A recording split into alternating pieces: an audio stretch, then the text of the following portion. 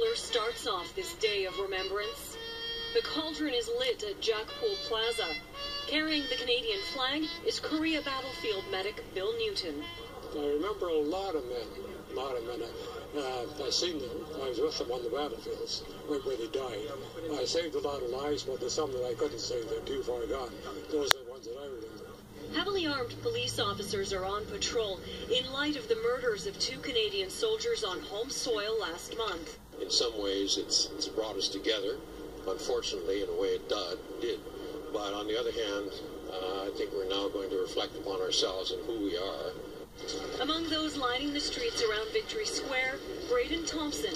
His father says what happened in Ottawa couldn't keep him away. This is his first one I brought him to. I remember my dad bringing me to these, so I might as well start it now. Organizers expected near-record crowds.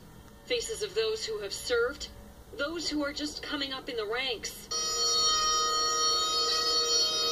For some who have seen the horrors of war, there is some comfort in the sea of people who come to pay respects. The city of Vancouver, this is like United Nations. We have people, all nationalities, they're all living together peacefully. This is the way it should be, isn't it? Nafisa Karim, CTV News, Vancouver. And thousands of people, of course, now making their way away from the Cenotaph at Victory Square and out of downtown Vancouver.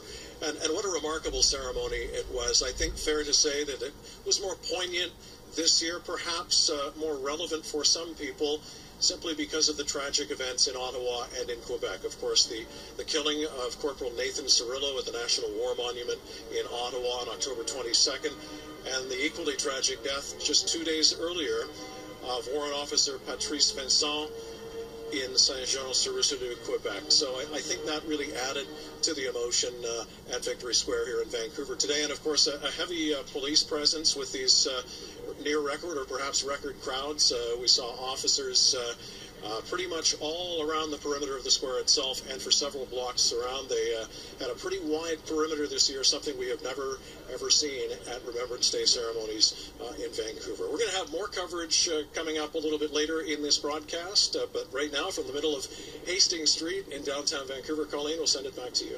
Thanks so much, Mike.